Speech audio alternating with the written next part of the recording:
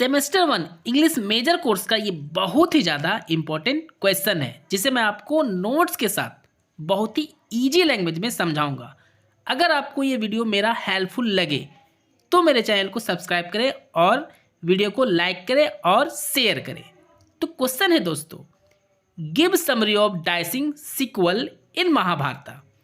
आपको आंसर कुछ इस प्रकार लिखना है। In the sequel to the dicing Dhritarashtra calls the Pandavas again to play dice. जैसा कि दोस्तों आप लोग जानते हैं कि चौसर के खेल में पांडव जो पहली बार खेले थे उसमें सब कुछ हार गए थे, तो उसी चौसर के खेल को फिर से दोबारा खेलने के लिए धृतराष्ट्र ने पांडव को बुलाया। When Dushasan finds out the Pandavas are leaving Hastinapur with their treasures of gems and riches। जब दुशासन को पता चला कि पांडव हस्तिनापुर छोड़कर जा रहे हैं सभी प्रकार के संपत्तियों के साथ, he immediately goes to inform his brother। वह तुरंत इसकी सूचना देने अपने भाई के पास चला जाता है। Duryodhan Karna Shakuni go to the king. Duryodhan Karna और शकुनी राजा के पास जाते हैं। Duryodhan tells his father that allowing the Pandavas to go is not right. Duryodhan अपने पिता धृतराष्ट्र जो कि राजा थे उनसे कहता है कि आप पांडव को अलाउ करें, आज्ञा दें कि उनका जाना सही नहीं है। बिकॉज क्योंकि they will avenge their insult, क्योंकि उन्हें अपने अपमान का बदला लेना होगा। देयरफॉर इसलिए they should play dice again and send them to the forest. इसलिए पांडवों को एक बार फिर से चौसर का गेम खेलना चाहिए और फिर उन्हें किसी भी तरह वनवास भेज दिया जाएगा ताकि वन में रहते हुए वे अपने अपमान का बदला लेने के बारे में सोच भी ना सके। Dhritarashtra again allows them to play and orders to bring the Pandavas to the hall.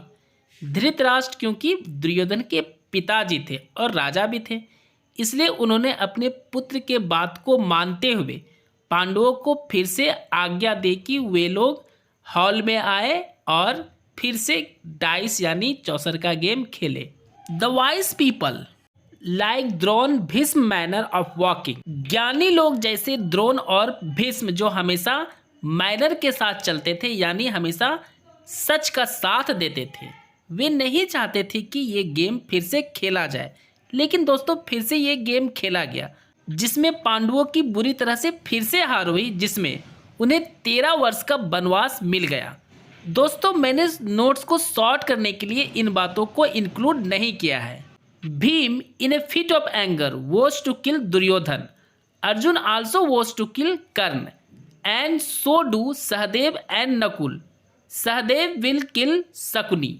और जैसा कि दोस्तों हम लोग जानते हैं कि चौसर का गेम हारने के बाद भीम गुस्से में कसम खाया कि वो दुर्योधन को जान से मार देगा।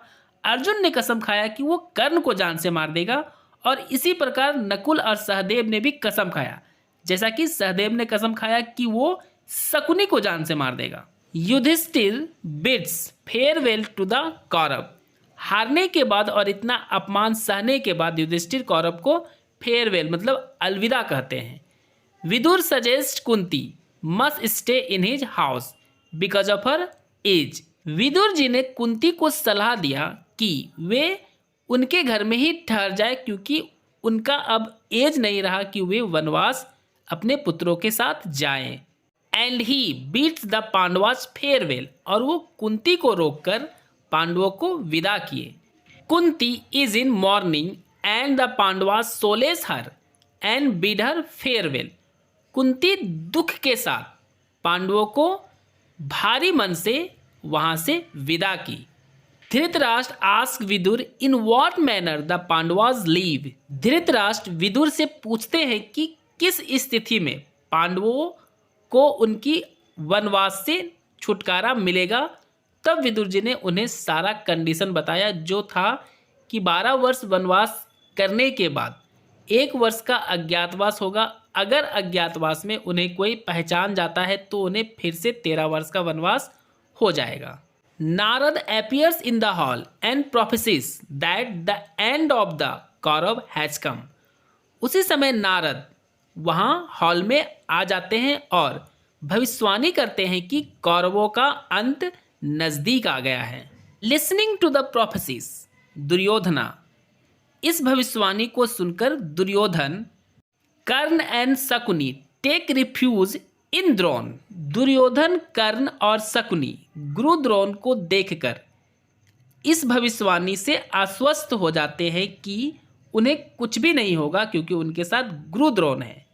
द्रोण एक्सेप्ट देम बट, गुरु द्रोण ने उनके इस विश्वास को स्वीकार किया, लेकिन ही आल्सो प्रेडिक्ट्स, लेकिन गुरु द्रोण ने भी भविष्यवाणी की that there will be a massacre after 13 years, कि 13 साल के बाद बहुत ही भयानक मैसेकर होगा, मतलब हत्याकांड होगी। He advises Duryodhana to pacify the Pandavas and Dhritarashtra says to bring them back. गुरु द्रोण ने इस हत्याकांड को रोकने के लिए दुर्योधन को सलाह दिए कि वो पांडवों को शांत करे, उन्हें मना ले और धृतराष्ट्र से कहें कि वे पांडवों को वापस वनवास से बुला ले। Sanjay also predicts that a great will definitely happen. दरबार में मौजूद संजय ने भी ये भविष्यवाणी की कि कुछ तो बहुत बड़ी घटना अवश्य घटने वाली है। संजय सेज दैट, संजय कहता है कि his foolish son brings Draupadi to hall despite the warning of Bhishma, Drona and Vidur. उसके मूर्ख बेटे यानी धृतराष्ट्र के मूर्ख बेटे ने द्रौपदी को हॉल में लेके आया, भीष्म, द्रोण और विदुर के वार्निंग के बावजूद भी। Though Vidur gives Dhritarashtra the right advice, हालांकि विदुर ने धृतराष्ट्र यानी आपको एक अच्छी सलाह दी थी। ही इग्नोर्स हिम, लेकिन आपने उसे इग्नोर कर दिया।